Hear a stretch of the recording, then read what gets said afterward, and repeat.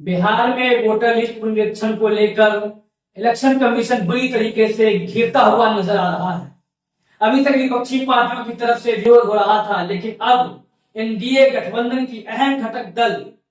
आरएलएन के चीफ उपिंदर कुशवाहा ने भी विरोध जता दिया है। उपिंदर कुशवाहा ने इकोनॉमिक टाइम्स से बात करते हुए कहा है कि पुनरीक्षण एक नॉर्मल प्रैक्टिस है, लेकिन इसके लिए समय बहुत कम दिया गया है। ये काम 1 साल पहले से होना चाहिए था, क्योंकि इतने कम समय में बिहार जैसे राज्य में ये संभव नहीं है। यहाँ के वोटर्स बड़ी तादाद में दूसरे राज्यों में रहते हैं, दूसरे राज्यों में काम करते हैं, उनके लिए आना संभव नहीं है। वही दूसरी तरफ बिहार में रहने वाले वोटर्स के पास भी डॉक्यूमेंट्स मौजूद नहीं है, जो डॉक्यूमेंट्स इलेक्शन कमीशन की तरफ से मांगे गए हैं। लिहाजा इसलिए काम 1 साल पहले से होना चाहिए था, अभी इतने कम समय में ये मुमकिन नहीं है। उपिंदर कुशवाहा की तरफ से ये बयान आना इलेक्शन कमीशन के लिए और ज्यादा चिंता का विषय बन सकता है, क्योंकि अब तक इलेक्शन कमीशन के सपोर्ट में एनडीए के घटक दल नजर आ रहे थे। खासकर भारतीय जनता पार्टी के नेता इलेक्शन कमीशन के इस प्रैक्टिस को सपोर्ट कर रहे थे, वो इसे कहीं से भी गलत नहीं मान रहे थे। लेकिन अब जब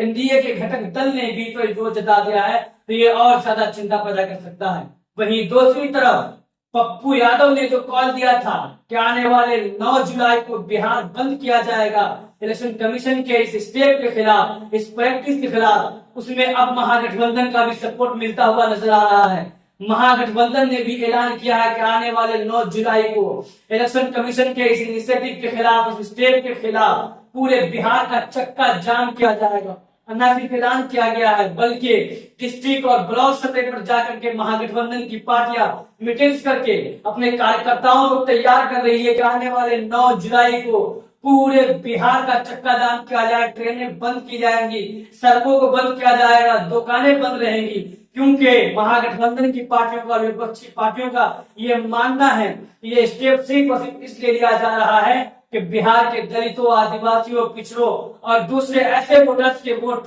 खत्म कर दिए जाए, उनको वोटर लिस्ट से निकाल दिया जाए, जो कि विपक्ष को वोट कर सकते हैं, जो कि एनडीए गठबंधन के खिलाफ खड़े हैं। और इसको ये कहते हैं कि ये भारतीय जनता पार्टी की साजिश है। तेजस्वी यादव ने बार बार मीडिया के अंदर ये कहा है कि बिहार का जो इलेक्शन कमीशन है उसका कोई मसला नहीं, उससे प्रॉब्लम नहीं है, उस तक हमने अपनी बातें पहुंचाई हैं, लेकिन उसका काम सिर्फ बातों को सेंटर में फॉरवर्ड करना है, दिल्ली भेजना है। और दिल्ली में इलेक्शन कमीशन के फैसले कौन लेता है वो हम सब जानते हैं। तेजस्वी यादव ने अपनी बीवी की मिसाल देते हुए कहा कि हमारी बीवी हमें कुछ दिन पहले ही बिहार की वोटर बनी थी, आधार कार्ड की बुनियाद पर वोटर बनी थी। और आधार कार्ड की यह अहमियत है कि भारत के अंदर तमाम चीजों में आधार कार्ड को लाजमी किया जा रहा है। और कुछ दिन पहले इलेक्शन कमीशन ने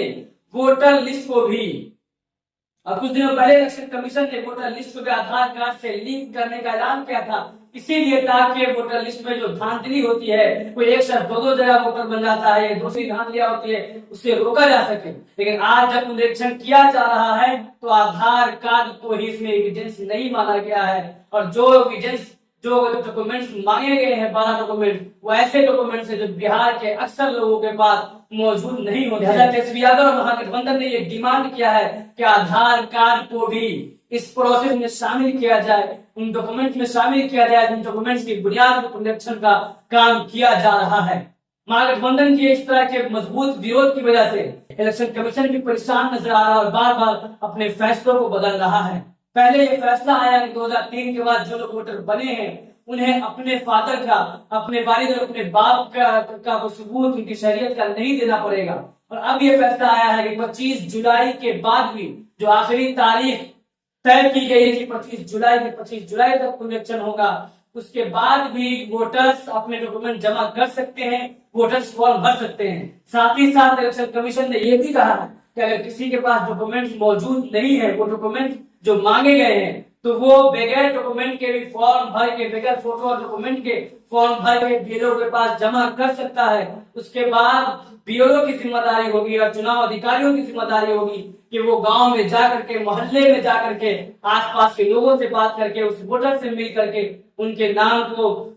वोटर लिस्ट में शामिल करे और इस बात की तहकीक करे कि वो बिहार के वोटर है या नहीं है। बार बार इलेक्शन कमीशन का यह फैसला बदलना बताता है कि विपक्ष के विरोध का एक बड़ा असर, एक बड़ा दबाव इलेक्शन कमीशन पर मौजूद है। लेकिन अब जबकि विपक्ष ने 9 तारीख को चक्का जाम करने का ऐलान कर दिया है और खुद एनडीए गठबंधन की तरफ से भी, सत्ताधारी गठबंधन की तरफ से भी घटक दल सामने आकर इसका विरोध करने लगा है, शायद इलेक्शन कमीशन को और ज्यादा परेशान में आना पड़े और मुमकिन है कि आने वाले दिनों में इस पूरे फैसले को ही बदलना पड़ जाए।